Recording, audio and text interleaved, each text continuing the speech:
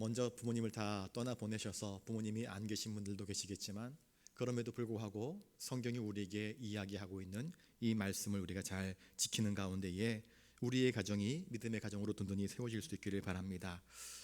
우리 한 군데 더 성경 말씀을 찾아볼 텐데요, 화면에 보여주십시오. 잠언 3장 1절부터 12절입니다. 잠언 3장 1절부터 12절 우리 한번 같이 읽겠습니다. 시작. 내 아들아, 나의 법을 잊어버리지 말고 내 마음으로 나의 명령을 지키라. 그리하면 그것이 내가 장수하여 많은 해를 누리게 하며 평강을 더하게 하리라. 인자와 진리가 내게서 떠나지 말게 하고 그것을 내 목에 매며 내 마음판에 새기라. 그리하면 내가 하나님과 사람 앞에서 은총과 귀중히 여김을 받으리라. 너는 마음을 다하여 여호와를 신뢰하고 내 명철을 의지하지 말라. 너는 범사의 그를 인정하라. 그리하면 내 길을 지도하시리라. 스스로 지혜롭게 여기지 말지어다. 여호와를 경외하며 악을 떠날지어다. 이것이 내 몸에 양약이 되어 내 골수를 윤택하게 하리라. 내 재물과 내 소산물의 처음 익은 열매로 여호와를 공경하라. 그리하면 내 창고가 가득히 차고 내 포도즙 틀에 새 포도즙이 넘치리라. 내 아들아, 여호와의 징계를 경히 여기지 말라. 그 꾸준함을 싫어하지 말라. 대저 여호와께서 그 사랑하시는 자를 징계하시기를 마치 아비가 그 기뻐하는 아들을 징계함 같이 하시느니라. 아멘. 오늘은 하이델베르그 요리문답 제103원에 대해서 우리 함께 은혜를 나눌 텐데요, 103원 보여주십시오. 같이 읽겠습니다. 시작. 제5계명에서 하나님께서 원하시는 것은 무엇입니까? 나의 부모님 그리고 내 위에 있는 모든 권위에 모든 공경과 사랑과 신실함을 나타내고 그들의 모든 좋은 가르침과 징계에 대해 합당한 순종을, 또한 그들의 약점과 부족에 대해서는 인내해야 합니다. 왜냐하면 그들의 손을 통해 우리를 다스리는 것이 하나님의 뜻이기 때문입니다. 예. 오늘은 10계명 중에서 제5계명, 내 부모를 공경하라. 왜 우리가 공경을 해야 될까? 하나님은 왜 이 부모 공경의 계명을 두 번째 돌판의 첫 계명으로 우리에게 주셨을까? 현대 사회를 여러 가지 현대 사회를 일컬어서 여러 가지 많은 표현들을 하는데요, 그 중에 하나가 뭐냐면은 탈권위주의 시대다, 그렇게 이야기를 합니다. 탈권위주의 시대. 나보다 더 높은 사람도 없고 나보다 더 낮은 사람도 없고 너나 나나 할 것 없이 인간은 다 평등하다. 모든 사람이 똑같은 인간의 권리를 가지고 있다.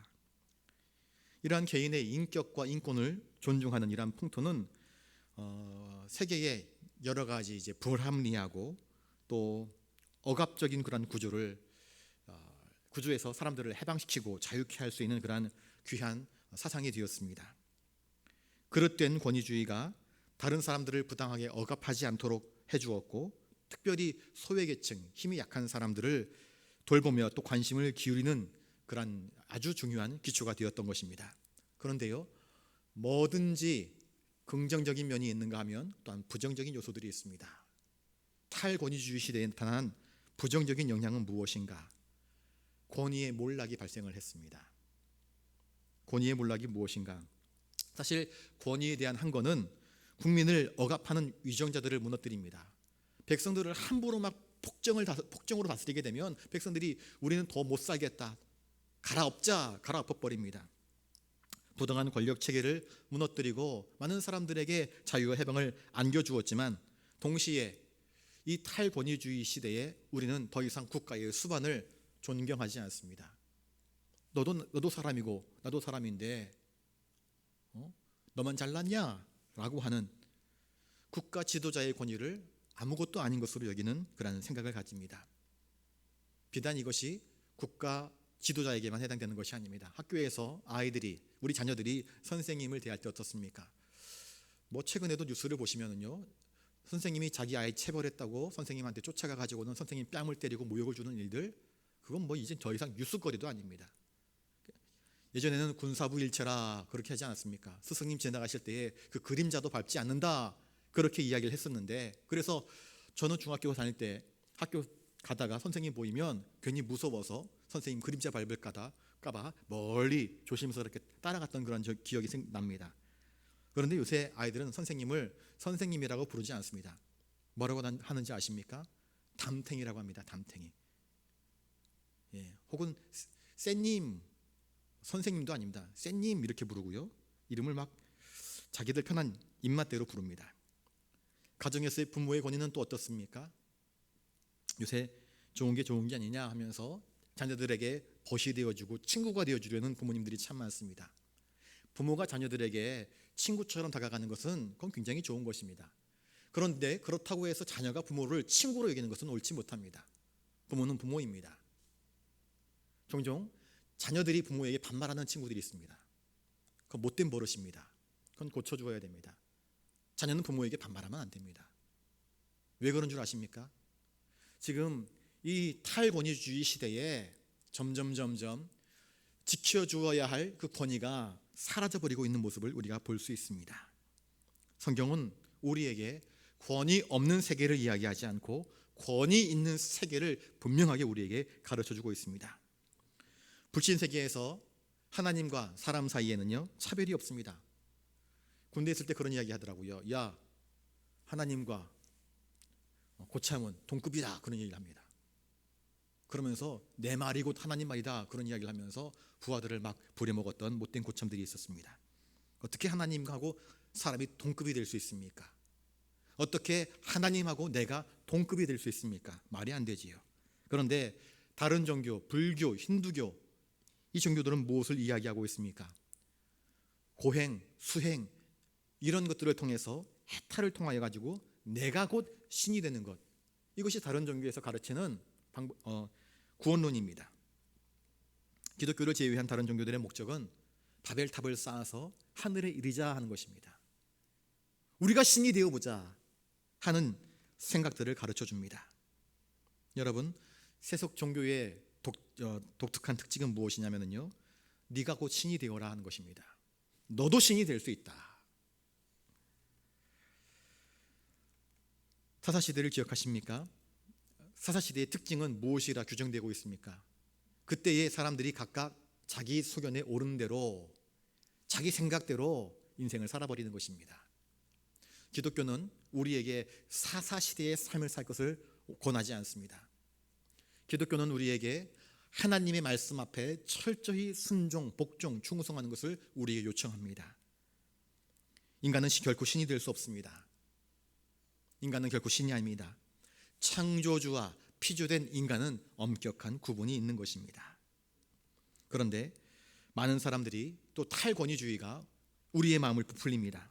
네 생각에 오르면 그걸 밀고 나가, 꿀릴 게 뭐가 있느냐 하면서 기존에 세워진 모든 권위들을 무너뜨리는 그러한 안타까운 일들이 반복해서 일어나곤 합니다. 중세시대 말기에 세계가 중세시대 말기에 종교개혁도 일어나고요, 르네상스도 일어납니다. 두 가지의 모습이 일어났는데, 이 종교개혁은 그동안 왜곡되었던 하나님에 대한 이미지를 참 하나님은 누구인가, 사랑의 하나님, 긍휼의 하나님, 공의의 하나님, 이 하나님을 찾기 위한 몸부림이 바로 종교개혁을 통해서 일어난 아주 아름다운 신앙의 개혁운동이었습니다. 반면에 다른 한쪽은 르네상스를 통해서 인본주의, 사람이 최고다라고 하는 그런 사상들을 불러일으킵니다.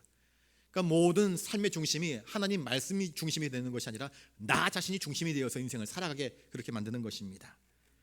중세기가 끝나면서 그리스 로마 신화라고 하는 그런 사상이 백성들 사이에 스며듭니다. 그리스 로마 신화를 한번 읽어보신 분들은 아시겠지만 거기에는 많은 신들의 이름이 나옵니다. 그런데 독특한 점이 있습니다. 그 신들은요, 사람하고 다를 바가 없습니다. 옷도 입고요, 관도 쓰고요, 또 술도 먹고요, 또 여럿 아내도 거느립니다. 이것은 사실 인간을 신격화하고자 하는 그런 르네상스 문화에서 발생되어진 하나의 모습입니다. 여러분, 맨 처음 아담과 하와를 유혹했던 뱀의 유혹이 무엇입니까? 이게 굉장히 중요한 것입니다. 뱀은 하와에게 이렇게 이야기합니다. 너 선악과 따먹어. 저거 봐라, 얼마나 먹음직하냐. 저거 따먹어. 저거 따먹기만 하면 너 눈이 밝아져서 하나님과 같이 되는 거야. 네가 하나님이 될 수 있다는 것입니다. 뱀의 유혹은 이것입니다. 너도 하나님이 될 수 있다. 네가 곧 하나님이다 라고 하면서 우리를 하나님과 동급으로 매기려고 합니다. 타락한 천사가 하나님과 동급이 되려고 했다가 쫓겨난 것이 사탄 마귀 아니겠습니까?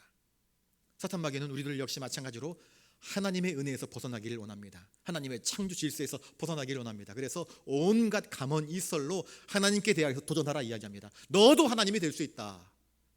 탈권위주의 시대에 우리가 조심해야 될 것이 무엇인가? 하나님이 세우신 창조의 질서, 그 권위의 체계를 무너뜨리는 그릇된 사상에 물들지 말아야 하는 것입니다. 이처럼 불신 세계에 스며들어 있는 기본적인 관념이 무엇인가? 신과 내가 동격이 될 수 있다라는 것입니다. 모든 사람은 평등합니다. 그러나 하나님과 사람이 평등하지는 않습니다. 하나님은 하나님이시고 사람은 하나님이 지으신 피조물에 불과합니다. 오늘날 성경은 우리에게 권위의 세계가 무엇인지, 하나님의 창조의 질서가 무엇인지를 분명히 보여주고 있습니다. 우리는 결코 하나님이 될 수 없습니다. 성경에서 하나님은 우리의 창조주이시라고 분명히 이야기하고 있기 때문입니다. 시편 19편 1절에 하늘이 하나님의 영광을 선포하고 궁창은 그의 손으로 하신 일을 나타내는도다, 그렇게 이야기합니다. 하나님은 창조주 하나님, 인간의 지성, 인간의 감성, 인간의 수고, 인간의 노력으로 결코 따라잡을 수 없는 우리와는 근본적으로 다르신 분, 우리의 창조주이심을 선포합니다. 그래서 창세기 1장에서도요, 하나님께서 곧 말씀으로 천지 만물을 창조하셨다 선포하지, 거기에 대해서 자질구레하게 왜 하나님이 우리 하나님이신가 이런 세밀한 묘사들을 하지 않습니다. 그저 선포하심으로 하나님이 우리의 하나님 되심을 이야기합니다.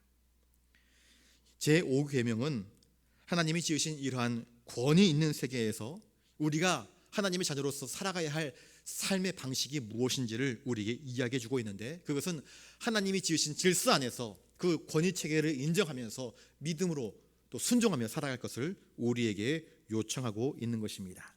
저를 따라서 한번 해볼까요? 말씀 따라 삽시다. 여러분, 말씀 따라 살아가는 것이 성도 곧 그리스도인이 살아가야 할 삶의 가장 기본적인 태도입니다. 하나님은 세상에 질서라는 것을 허락하여 주셨습니다. 특별히 위계 질서를 허락하여 주셨습니다. 그 누구도 부모 없이 태어난 인생은 없습니다. 그 누구도 각 나라에 통치자 없이 나라가 운영되지는 않습니다. 하나님께서는 가정에서는 부모를 통하여서 그 가정의 질서를 이끌어 가십니다. 나라에서는 그 나라의 정치 지도자들을 통해서 국민들을 이끌어가게 하십니다. 성경에서 부모나 위정자는, 정치인들은 하나님의 대리인들입니다. 그러므로 이러한 권위자들 앞에서 우리가 나타내야 될 것은 무엇인가? 그들의 말씀 앞에 귀를 기울이고 순종해야 한다, 그렇게 말씀을 하고 있습니다. 잠언 말씀 보겠습니다. 잠언에 보시면 3장 1절 보여주십시오. 자, 시작. 같이 읽습니다. 시작. 내 아들아, 나의 법을 잊어버리지 말고 내 마음으로 나의 명령을 지키라. 하나님께서 우리에게 요구하시는 것은 하나님의 말씀, 하나님의 법, 하나님의 뜻을 따라 살아가라. 5절, 너는 마음을 다하여 여호와를 신뢰하고 내 명철을 의지하지 말라.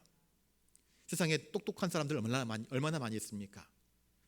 난다 긴다 하는 사람들, 누구보다도 책을 많이 읽고 누구보다도 머리가 휙 돌아가고 누구도 생각해내지 못하는 그런 아주 참신한 발상들을 하는 사람들이 있습니다.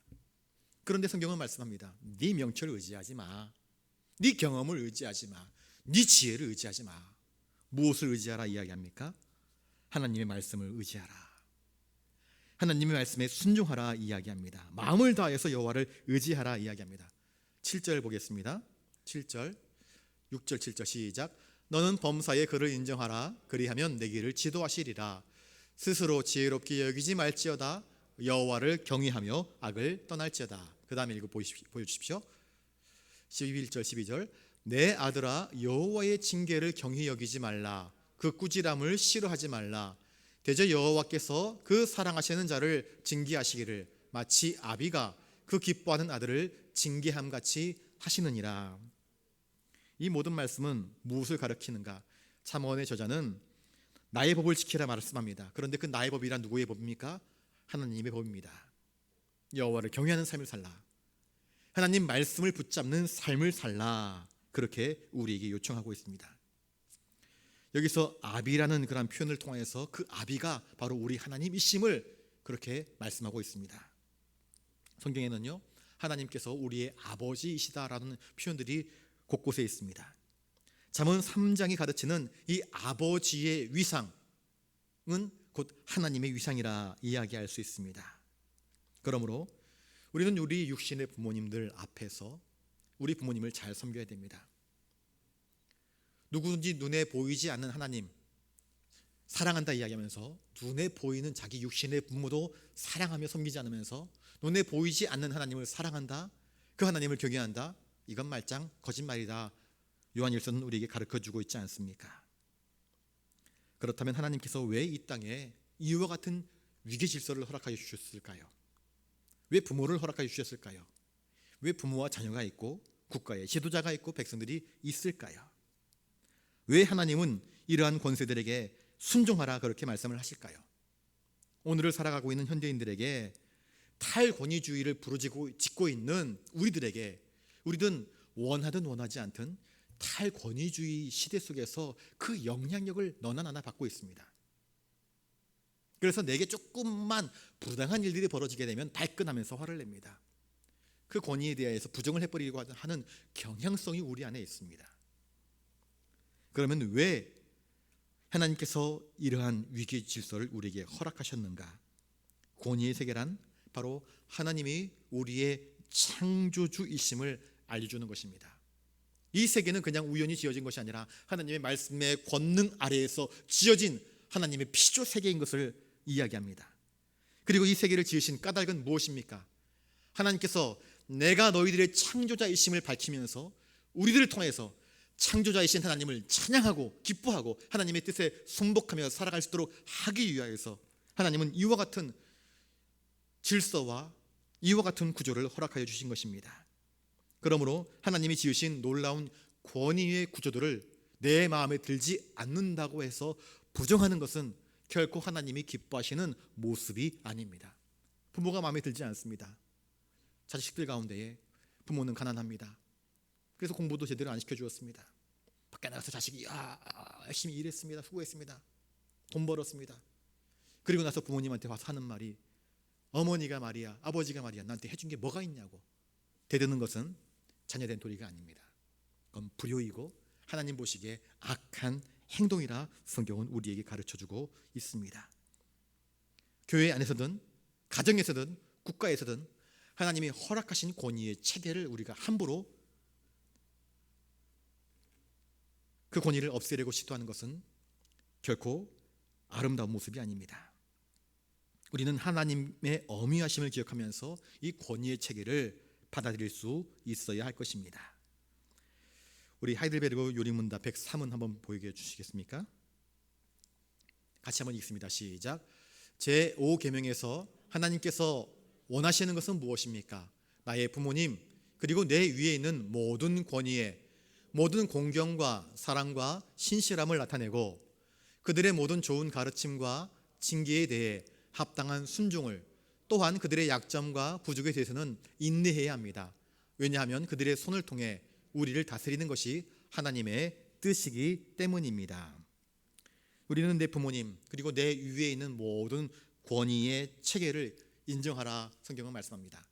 인정하는 방법이 무엇인가? 그 모든 권위에 대하여서 공경하라. 그리고 그 권위를 가지신 분들에 대해서 사랑하라. 그리고 그들에 대해서 신실해야 된다. 그렇게 말씀을 하고 있습니다. 일전에 세 번째 계명에서 하나님의 이름을 망령되게 부르면 안 된다라는 말씀 속에서 하나님의 이름을 부를 때 그 이름의 무게를 이야기했습니다. 하나님의 이름의 무게. 여러분, 하나님의 이름을 부를 때 그 하나님의 이름에는 중요한 묵직한 무게가 있습니다. 하나님의 이름은 가볍게 그냥 막 내뱉어지는 것이 뒤에서는 안 됨을 말씀하고 있습니다. 그런데 이 공경에 해당되는 단어가 똑같은 내용을 가지고 있습니다. 우리가 우리 부모님들을 대할 때에 우리 부모님을 묵직하게 무겁게 대하라는 것입니다. 부모님을 가볍게 여기지 말라는 뜻입니다. 하나님의 이름을 대할 때에 무겁게 대한 것처럼 우리 부모님에 대해서 생각할 때에 우리 부모님에 대해서 말할 때에 묵직하게 생각을 하라는 것입니다. 가볍게 그저 감정적으로 순간적으로 판단하거나 생각하지 말고 묵직하게 하나님께서 우리에게 주신 말씀을 묵상하듯이 깊이 있게 묵상하면서 우리 부모님을 대해야 함을 말씀하고 있습니다. 그러므로 자녀들이 부모님을 생각할 때에 너무 가볍게 부모님을 대하는 것은 바람직한 것이 결코 아닙니다. 부모님께 대해서 경솔하게 말해서는 안 되는 것입니다. 라헬은요, 자신의 아버지를 향하여서 나의 주라고 불렀습니다. 나의 주, 아버지를 나의 주여. 솔로몬은 왕이 되었지만 자기 어머니가 자기를 방문하니까 자기 자리에서 내려와서 어머니를 영접하면서 엎드려 절했습니다. 왕인데 자기 어머니를 맞이할 때에 엎드려 절을 했습니다. 어머니가 더 높다는 것입니다. 어머님을 무겁게 대하는 것입니다. 묵직하게 대하는 것입니다. 하나님은 우리가 하나님께 대하여서 묵직한 제사로 나와서 하나님을 무게 있게 대하는 것처럼 우리 부모님을 같은 방식으로 무게감 있게 존중하고 생각하고 배려하고 부모님 위주로 살아갈 것을 우리에게 요청하고 있습니다. 거듭 말씀드립니다. 혹시 어린 아이들이 손주들이 부모님께 반말하면은요, 때려서라도 고쳐주십시오. 그건 절대로 옳지 않은 모습입니다. 우리 자녀들은 부모님 말씀에 순종하는 자세를 배워야 합니다. 혹시라도 교회 학교에서 아이들이 선생님을 향하여서 비속어를 쓰거나 선생님을 우습게 여기는 태도를 보인다고 한다면 안타깝지만 혼을 내서라도 그런 말 쓰지 못하도록 가르쳐 줘야 됩니다.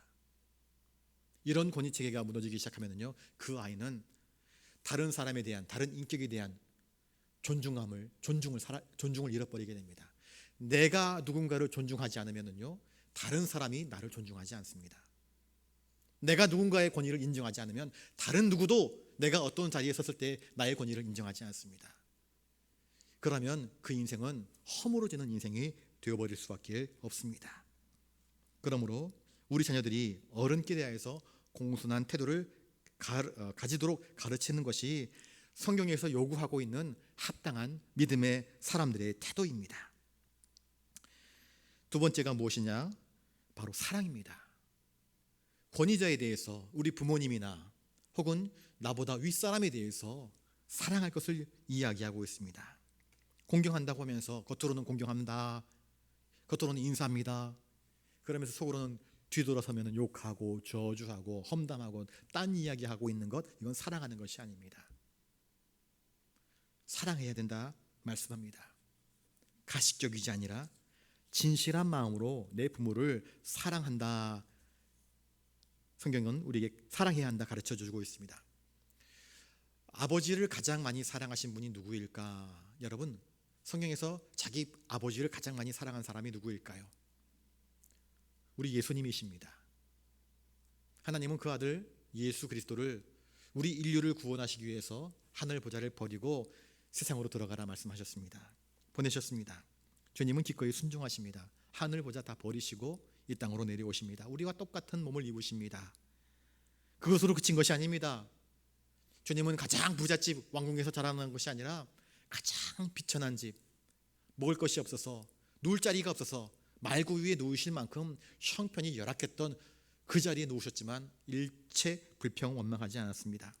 어린 나이에 아버지를 도와서 목수의 일을 하였습니다. 그리고 십자가를 실 때도 겟세마네 동산에서 아버지께 부르짖습니다. 아버지, 제발 이걸 내가 짊어져야 됩니까? 할 수만 있으면 이 잔을 내게서 옮겨달라고 기도하였지만, 그러나 마침내는 아버지, 내가 온 것은 아버지의 뜻을 이루기 위해서 온 것이기 때문에 내 뜻대로 하지 마시고 아버지의 뜻대로 이루어지기를 원합니다. 그러면서 처음부터 끝까지 아버지의 뜻에 철저하게 순종하는 삶을 삽니다. 여러분, 아버지를 사랑한다는 것, 이것은 결국 아버지의 뜻에 따라 순종하는 것을 나타내 주는 것입니다. 순종하는 것, 아버지의 권위를 인정해 주는 것, 아버지의 말씀을 받들어 섬기는 것, 이게 사랑하는 것 아니고 무엇이란 말입니까? 우리 주님은 하나님 아버지를 가장 완전하게 사랑하신 분이십니다. 우리도 예수님처럼 행하실 수 있기를 바랍니다. 우리 아버지를, 우리 어머니를 사랑할 줄 아는 좋은 자녀가 되시기를 바랍니다. 세 번째는 무엇입니까? 권위를 인정하는 세 번째 요소는요, 신실함입니다. 신실함. 부모가 젊었을 때에 회사에서 부장도 하고 잘 나갑니다. 돈도 많이 법니다. 유산도 많이 있습니다. 땅도 있습니다. 힘이 있습니다. 많은 사람들이 존경합니다. 자녀들이 꼼짝도 못합니다. 아버지 한마디, 말 한마디, 어머니 말 한마디에 꼼짝도 못합니다. 그런데 이제 은퇴하시고 나이는 점점 드시고 머리가 희끗희끗해지시고 지팡이를 짚고 허리가 굽으십니다. 이제 눈이 잘 보이지 않는지 또 가끔씩 깜빡하십니다. 치매 증상도 보이십니다. 자식 성장했습니다. 이제 성공했습니다.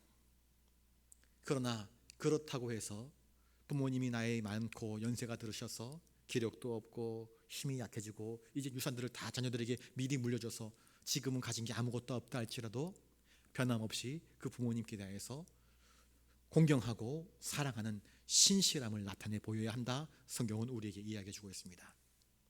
혹 어머니 아버지가 사업하다가 실패해서 쫄딱 망했다 할지라도 여전히 나의 부모님이시기 때문에 그 부모를 향한 공경과 사랑에 대하여서 신실함을 잃지 말아라. 성경은 우리에게 가르쳐 주고 있습니다. 인간은 변덕스러운 존재들입니다. 우리들 자신을 보면 알 수 있습니다. 그렇다면 우리 부모님들은 어떨까요? 부모님도 역시 잘 나갈 때가 있고 못 나갈 때가 있고 강할 때가 있고 약할 때가 있습니다. 그런데 부모님이 약하다고, 부모님이 잘 나가지 못한다고, 부모님이 빈약해졌다고 고려장 보내듯 나 몰라라 하는 것은 성경이 우리에게 이야기하는 내 부모님에 대해서 신실함을 잃어버리는 것을 이야기하고 있는 것입니다. 신실함을 지키라. 우리가 결혼할 때 맹세하지 않습니까? 검은 머리가 팥불이 될 때까지, 건강할 때나 아플 때나 기쁠 때나 슬플 때나 이 사람을 끝까지 사랑할 것을 맹세하십니까? 네, 맹세합니다. 이것은 무엇입니까? 이 사람에 대해서 끝까지 신실한 사랑을 나타낼 것이냐를 묻는 것입니다.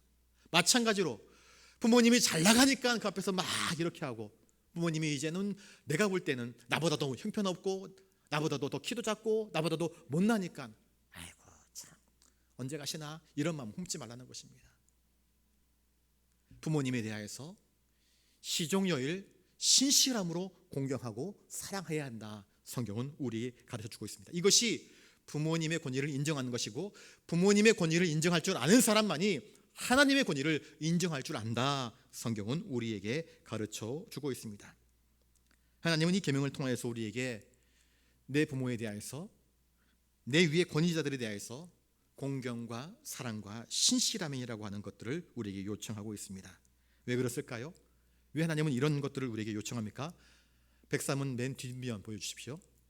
하이델베르그 유리문답 103은 맨 뒤쪽. 왜냐하면부터 읽겠습니다. 시작. 왜냐하면 그들의 손을 통해 우리를 다스리시는 것이 하나님의 뜻이기 때문입니다. 하나님께서 우리에게 부모님을 허락하신 것, 우리 위에 권위자들을 세우신 것은 하나님께서 그들의 손을 통하여서 우리를 이끄시고 우리를 교육하고 우리에게 하나님의 사람으로 살아갈 수 있도록 그렇게 우리를 양육하기 때문이라 말씀합니다. 그것이 하나님의 뜻이기 때문에 그 권위에 대하여서 인정하고, 네 마음에 들 때는 인정하고 네 마음에 들지 않으면 부정하고 이렇게 하지 말고 그 권위를 인정해 주어라. 혹 부족할지라도. 오늘날 우리는 어떻습니까? 흔히 이런 말합니다. 학생들이 이런 말합니다. 선생님이 선생님 같아야지, 선생님으로 존경하지. 대통령이 대통령다워야지, 목사가 목사다워야지 우리가 존중을 하지. 그런 말들을 참 많이 합니다. 그러면 가장 가까이 우리 부모님께 한번 대입을 시켜보겠습니다. 부모가 부모다워야지. 돈도 못 벌고 배우지도 못하고 나한테 남겨줄 유산도 없고, 그런 사람은요 불효자입니다. 권위체계에 대해서 아까 이야기했지 않았습니까?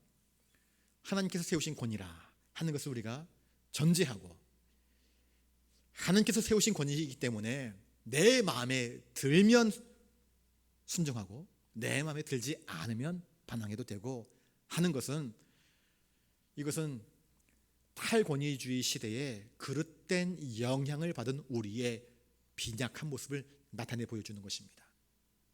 여러분, 탈권위주의의 시대를 살아간다 할지라도 우리는 우리가 지켜야 할 말씀의 권위를 인정하고 순종하고 말씀 따라 살아갈 수 있어야 할 것입니다.